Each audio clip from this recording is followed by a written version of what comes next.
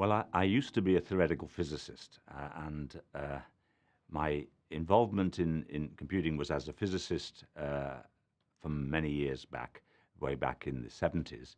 But it was in 1981 I went to Caltech as on a sabbatical, and I heard a seminar by Carver Mead on the future of VLSI. And it was about how there was no limit. Moore's law would go on for the next 20, 30 years. And I came away inspired from that lecture to look at parallel computing. And so I started doing simulations with parallel computers. And it was from those early days in 1981 on my sabbatical at Caltech that I really became passionate about the future. Clearly involved computing in a very essential component. And it's for me, it's particularly exciting to see that parallelism is now, with our multi-core chips, going to be in everything. And I know that's not everybody's enthusiasm. There was a saying that, parallel computing is the future and always will be. But actually, I think now we have to make it real. We did 20 years of research and we never made it easy enough for ordinary mortals to program parallel computers. And that is, I think, what Microsoft can bring to the party, that we can make these machines usable, and that's what excites me about Microsoft's entry into parallel computing. So I think that science is at a turning point, if you like. It's at a new place with new challenges which it hasn't had up to now. My colleague Jim Gray, who is alas no longer with us, used to talk about 4 paradigms for doing research. There was the experiment, which has been done since the Greeks, observing stars and so on, collecting lots of data. And then with Isaac Newton and Galileo and people like Maxwell, encapsulating these experimental stuff in theoretical laws, theoretical physics. And so those were the 2 traditional legs of doing science, experiment and theory, and that's done pretty well for the last 100 years or so. But in the last decade, it's become quite clear that computational science is an important element, and that has 2 parts. One is computing using supercomputers to actually solve simulations of the real world. And for doing things like climate prediction, there's no other way to actually go and explore what's happening to the Earth. For doing things like galaxy formation, again, computers are the only way you can really study and interact with those. Nowadays, we're being deluged by data. We're in almost every field of science is going from being data poor to data rich. And it's no exaggeration to say that in the next 5 years, we'll collect more scientific data than we've collected in the whole of human history up to now. And then scientists are going to be seeking signals in a huge mass of data.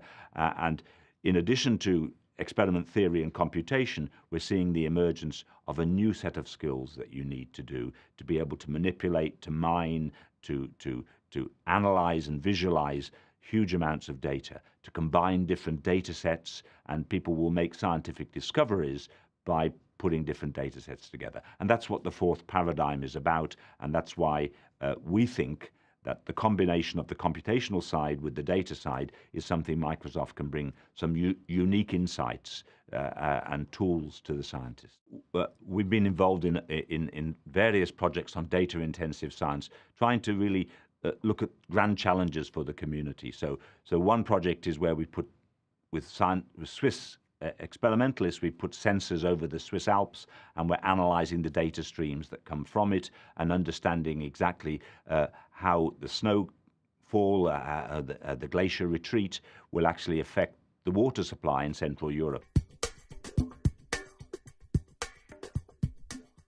One of the developments I think we'll see in the future is that you'll have a mix of platforms to play on. So you'll have some things that there'll be scientists who have migrated from their desktop to a box under the desk with hundreds of processors, and the application they were dealing with goes now, hundreds of times faster than they were dealing with. And so there will be dramatic improvements for ordinary scientists.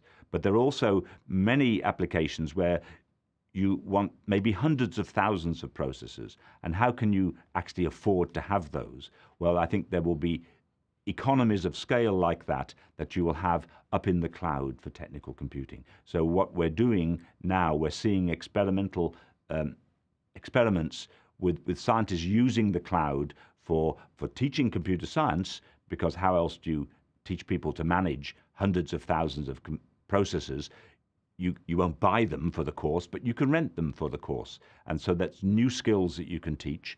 And then using these skills to solve scientific problems, there are many problems that you can actually just get computation on demand in the cloud that will make a big difference to scientific problems. And so I think that'll be an exciting development, exploring which applications run well in the cloud, which ones need a mixture of both local hardware or supercomputer hardware or cloud. And I think that a mix of those will be commonplace in the future. I spent 20 years doing parallel computing in an academic environment, and we made good progress. There was message passing interface, MPI, which is now accepted by everybody. It's slightly disappointing to me that we haven't really made it easy to program. It really takes techies to actually go and do parallel programming. And if you want to scale to hundreds and thousands of cores, then I think you do need to think about other things than just shared memory and multiple threads. You need to think about message passings. So I think we'll have that combination. In Microsoft, we have all those things here. We just need to put it together, and really we can advance multi-core and parallel processing in a way that we didn't succeed in academia in 20 years.